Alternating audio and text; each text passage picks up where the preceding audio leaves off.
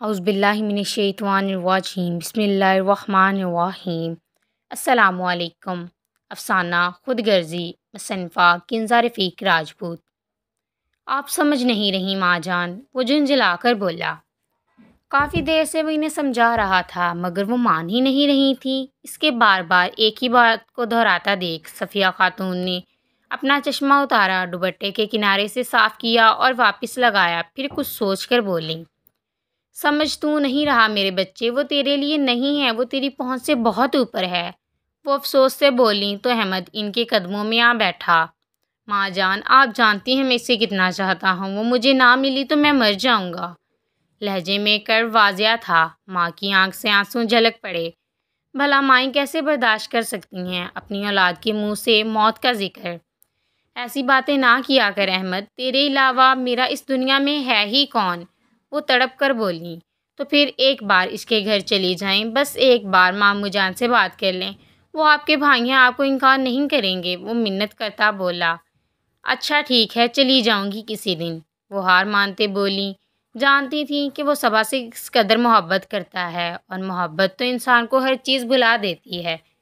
کسی دن نہیں، کل ہی وہ بازد ہوا۔ اچھا، ایک لفظی جواب سن کر وہ خوشی سے جھوم اٹھا۔ اس کا دل کر رہا تھا ناچنا شروع کر دے۔ کچھ دیر ماں سے باتیں کر کے وہ اٹھ کر گھر سے مسجد چلا گیا۔ اثر ادا کرنے کو پیچھے وہ اپنے 2 کمروں پر مشتمل چھوٹے سے گھر کو دیکھتی، آنکھیں بند کر کے اپنے بھائی کے محل نما گھر کا تصور کرتی، بے بسی سے آسمان کی طرف دیکھنے لگیں۔ یا اللہ، تو جانتا ہے امجد کبھی اپنی اکلوتی بیٹے کے لیے احمد سے راضی نہیں ہوگا، اسی لیے میرے بیٹے کو صبر دے، اسے ہمت دے صبا کو بھول جانے کی۔ وہ دوپٹے سے اپنا بھیگا چہرہ صاف کرتی اٹھ کر اثر پڑھنے کے لیے وضو کرنے لگیں۔ اگلے دن صبح 10 بجے وہ احمد صاحب کے گھر پہنچ چکی تھیں۔ ملازمہ نے انہیں لاؤنج میں بٹھایا اور صبا کو بتانے چلی گئیں، جو اپنی پھپھو کی آمد کا سن کر بھاگتے ہوئے نیچے آئی۔ اسے اپنی پھپھو بہت عزیز تھیں۔ السلام علیکم ورحمۃ اللہ وبرکاتہ، کیسی ہیں آپ؟ صبا نے چکھتے ہوئے پوچھا اور انہیں گلے لگایا تو وہ پیار سے اس کے سر پر ہاتھ پھیرتے جواب دے کر اس کی خیریت دریافت کرنے لگیں۔ ارے آپا جی، آپ کب آئیں؟ امجد صاحب رابعہ بیگم کے ہمراہ لاؤنج میں داخل ہوتے سامنے بہن کو دیکھ کر خوشی سے پوچھنے لگے۔ صفیہ خاتون نے محسوس کیا ان کے چہرے پر الگ سی خوشی جھلک رہی تھی۔ ہاں، میں نے سوچا کافی دن گزر گئے تو مل آؤں، وہ دھیمے لہجے میں بولتیں، باتوں باتوں میں خود میں بات کرنے کی ہمت جمع کرنے لگیں۔ جب امجد صاحب کے منہ سے ادا ہوئے الفاظ سن کر ان کے پیروں تلے سے زمین کھسک گئی۔ رابعہ بیگم مٹھائی ان کے سامنے کرتیں خوشی سے کچھ کہہ رہی تھیں، مگر وہ تو اپنے بیٹے کا سوچ کر ہی دہل گئی تھیں۔ کچھ دیر اور وہاں ٹھہرنا ناممکن لگ رہا تھا، اسی لیے احمد کے گھر میں اکیلے ہونے کا بہانہ کرتی اٹھ کر گھر کے لیے روانہ ہوئیں۔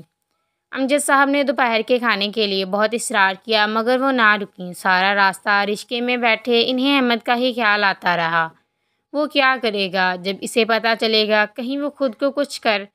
اس سے آگے وہ سوچ بھی نہیں سکیں۔ گھر کے دروازے پر ہی بے چینی سے ٹہلتا احمد مل گیا، جو ظہر پڑھ کر انہی کا انتظار کر رہا تھا۔ ماں جان، کیا کہا ماموں جان نے؟ وہ بے چینی سے دروازے پر ہی پوچھنے لگا۔ احمد، سانس تو لینے دے، بیٹھ تو جانے دے۔ وہ اسے پیچھے کرتی اندر داخل ہوئیں۔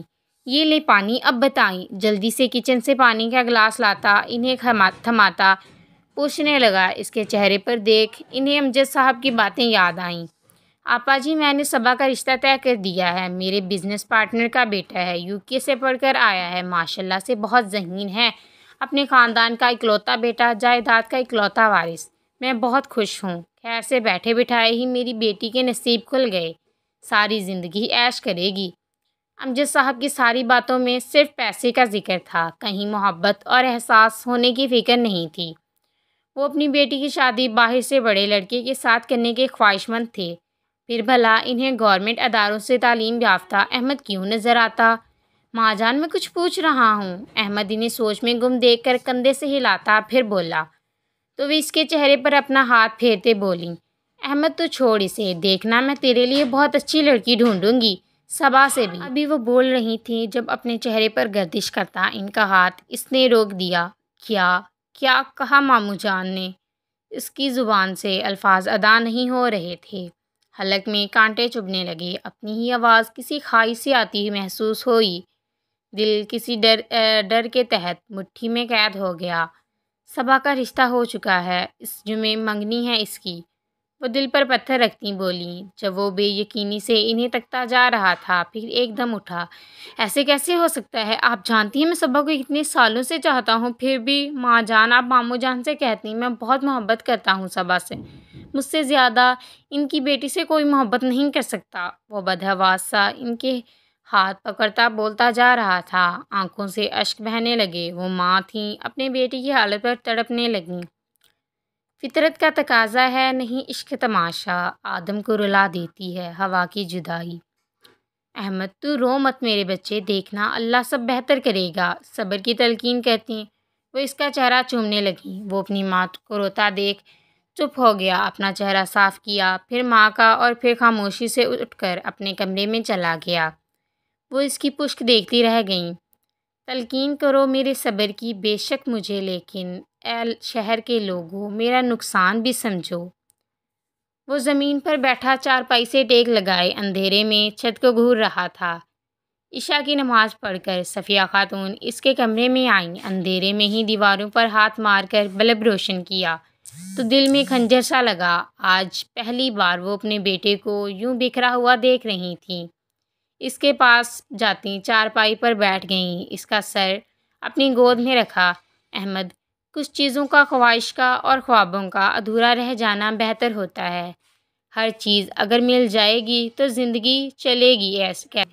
زندگی تو نام ہی حاصل اور لا حاصل کے راستے پر چلنے والی گاڑی کا ہے، اور تمہیں پتہ تو ہے اللہ ہم سے ہماری عزیز چیزیں دور کر کے ہمیں آزماتا ہے۔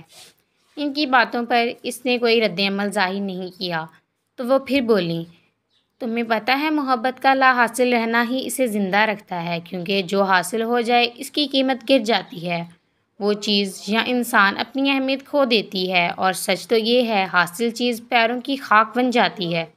وہ پیار سے اس کے بالوں میں انگلیاں پھیرتے بولیں، اگر وہ مل جاتی تو میں اس کی قدر کرتا، کبھی اس کی اہمیت گرنے نہیں دیتا۔ وہ ضد سے بولا، ہر لا حاصل میں اللہ کی مصلحت ہوتی ہے۔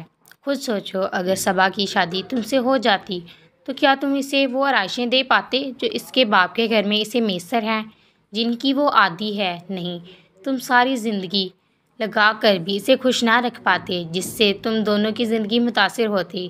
شاید اسی لیے اللہ نے اسے تمہارے لیے لا حاصل رکھا۔ وہ اسے نرمی سے سمجھا رہی تھیں، تم یوں خود کو اذیت دے کر اس کی رضا کو ٹھکرا رہے ہو۔ تم نے اس کے نہ ملنے کے دکھ میں 3 نمازیں قضا کر دیں، تم اس کی وجہ سے اللہ سے دور ہو رہے ہو احمد۔ وہ اس کی آنکھوں کو صاف کرتی کہتی وہ اسے ہلا گئی تھیں۔ وہ اٹھ کر ان کے ساتھ بیٹھ گیا۔ ماں جان، میں اللہ کی رضا سمجھ نہیں سکتا، مگر میں پوری کوشش کروں گا اس کی رضا میں راضی رہنے کی۔ میں صبا کو بھول نہیں پاؤں گا، لیکن کوشش کروں گا کہ اس کی یاد میں میرے اور اللہ کے درمیان نہ آ سکے۔ وہ انہیں اپنے حصار میں لیتا بولا تو وہ نم آنکھوں سے مسکرا دیں۔ ختم شد۔